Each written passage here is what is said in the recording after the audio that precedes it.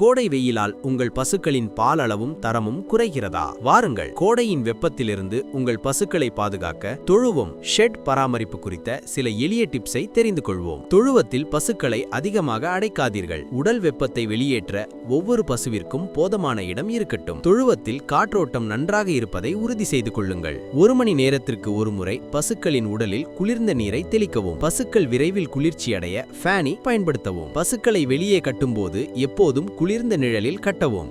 நேரடி வெயிலில் விடாதீர்கள். தொழுவத்தின் உட்புற வெப்பத்தை குறைக்க அதன் கூரை மேல் வெள்ளை பெயிண்ட் அடிக்கவும் அல்லது தென்னை ஓலைகளை பரப்பவும். தீவனத்தை 1 முதல் 1.5 சென்டிமீட்டர் அளவில் சிறியதாக நறுக்கி வழங்கவும். இதனால் செரிமானம் எளிதாகி பசுக்களின் ஆரோக்கியம் மேம்படும்.